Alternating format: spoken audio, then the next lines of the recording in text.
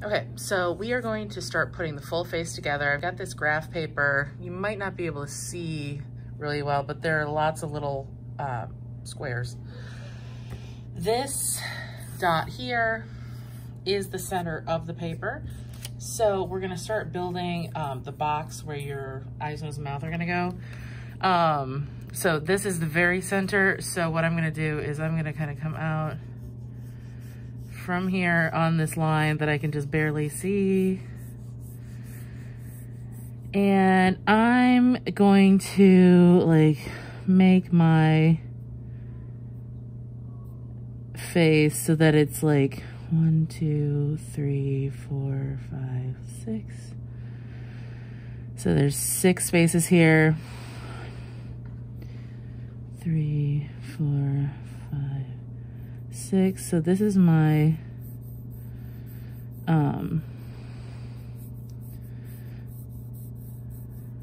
center square. Oops, sorry. 1, 2, 4, 5, 6. 1, 2, 3, 4.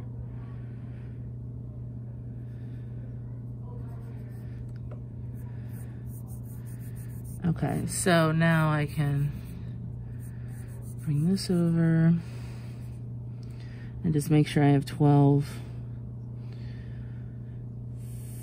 3, 4, 5, 6, 9, 10, 11, 12. The first one's gonna be the like most challenging of getting it square, but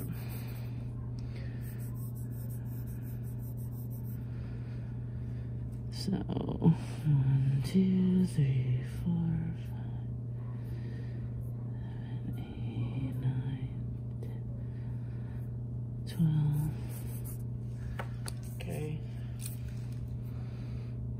It doesn't look like I have it 6 up.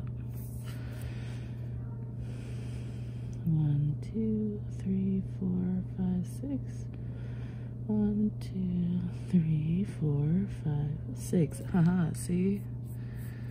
It's a good thing I checked. Apparently I went down 7 instead of 6. So now it looks much more square. All right, so I'm gonna put another set of boxes down. And I'm just going along that line. It's okay if your like box isn't perfectly straight. Notice that I'm not using a ruler. It doesn't matter. As long as you have like the approximate number of spaces and it's squared up, you're good. So 1, 2, 3, 4, 5, 6, 7, 8, 9, 10, 11, 12.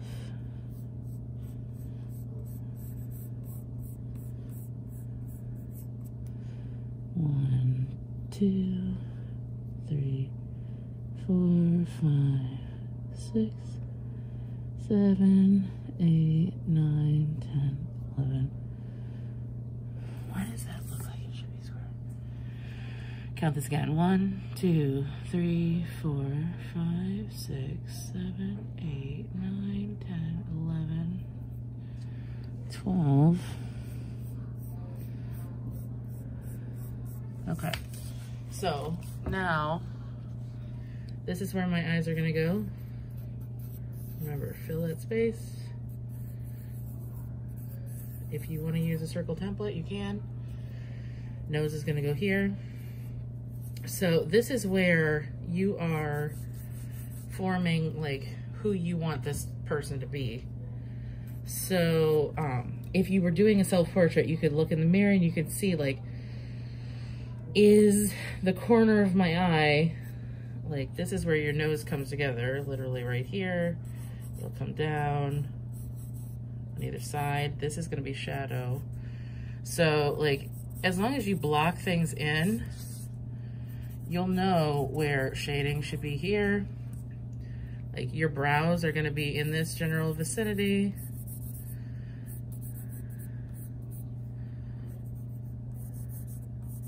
And we talked about like sort of rectangle to that or sort of rounded. Really just depends on what you're doing. Your eyes, you've practiced the eyes, so you should be getting those in. So making sure that you color in the pupil, get it nice and dark, leave a little white spot for reflection so your eyes don't look dead. Like obviously this is a little creepy right now, but so say my person has their tear duct down here, they have sort of a sleepy eye, and like the crease kind of comes out, so it kind of comes over. So like making sure that you have things laid out over here, sleepy eye, kind of comes down. Get your stuff around there. Get your crease. And you know, like with this sphere, you're gonna have a little bit of shading here.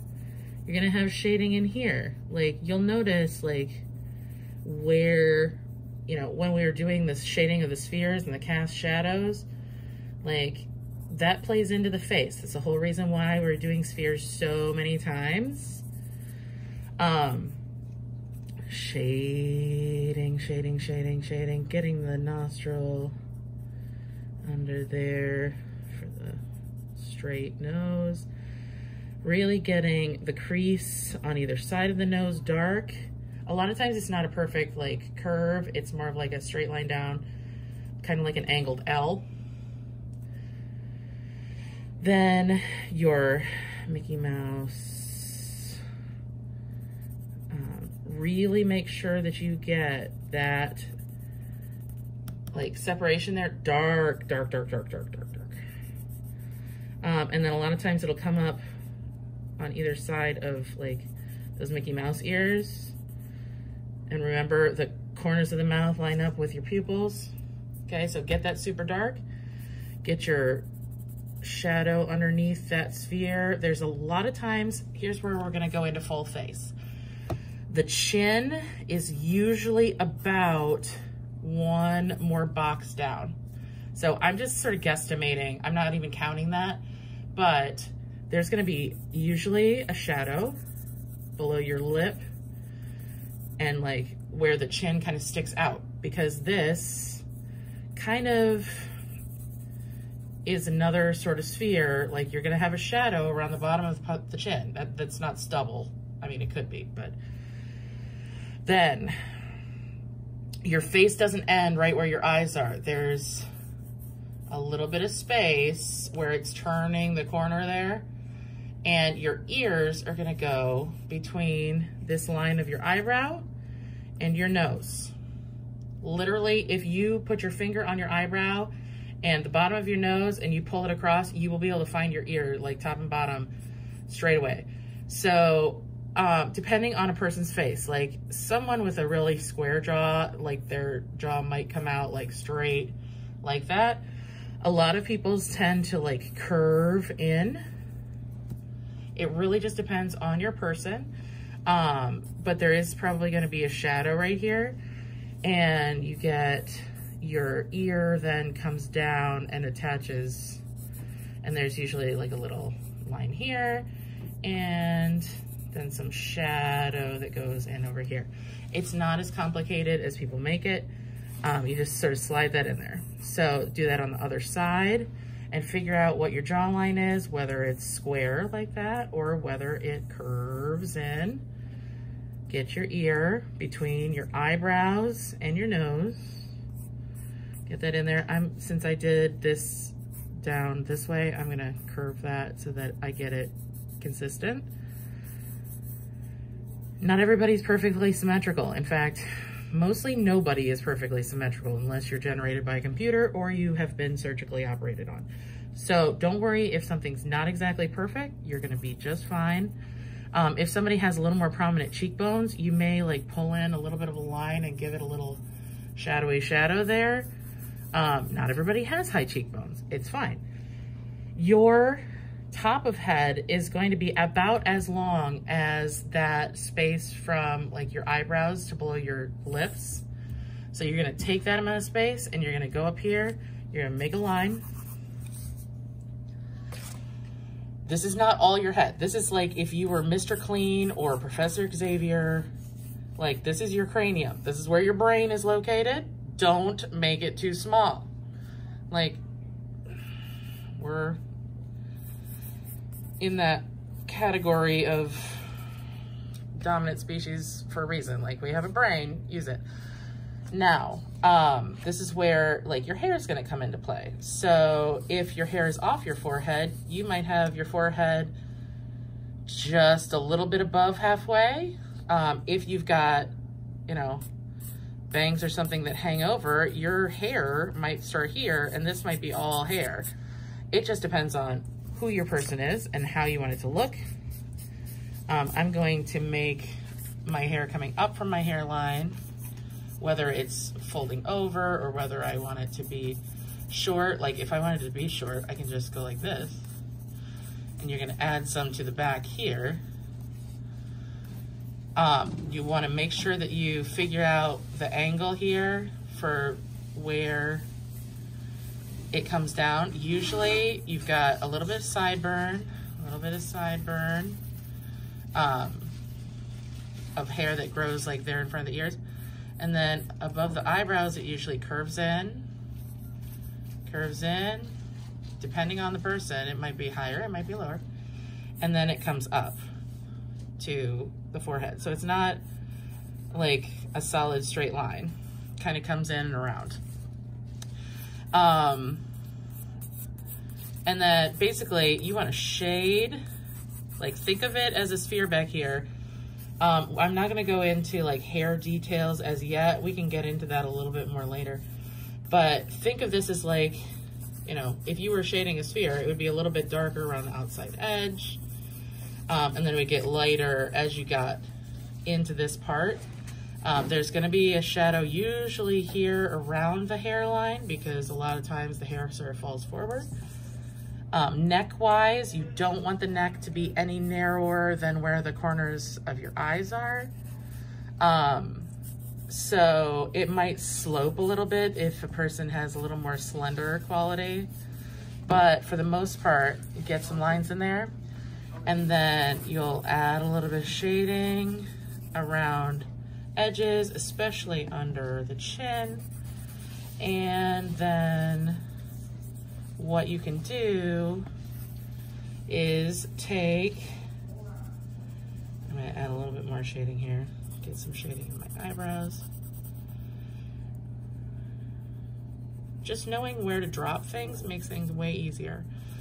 And some shading in the eyebrows. I'm gonna get a really good dark shadow right there. Now, shadow. Oh, I never shaded this part. There's a little shadow usually under the nose too, so don't forget about that. Everything casts a shadow. Shadow here. Okay, so now I'm gonna take my tissue. I would, if you want this to like really come together, erase the boxes for the facial features. I'm just gonna leave them there so you kind of know what's up. And I'm gonna come in here, I'm gonna blend. Okay, now I'm gonna go back in with my eraser. It's not the best, but that's okay. And I'm gonna put my highlights in. Like anywhere the light would hit stuff. So especially like on the tops of spheres, like you had enough repetition of spheres, you could kind of know where things are. There's also a highlight on the cheekbones usually. That sort of adds to that definition of where the sphere is for the eyes. And above the eyes there, in that sphere, usually forehead is a little bit lighter. So you go in with an eraser. The top part of the lip, you can define. Because because the light's gonna hit that. Like right in here on the bottom lip, right in here on the chin. Probably a little bit in the hair in some parts.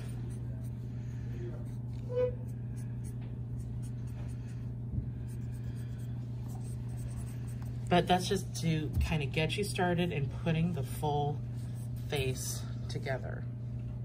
Okay? All right.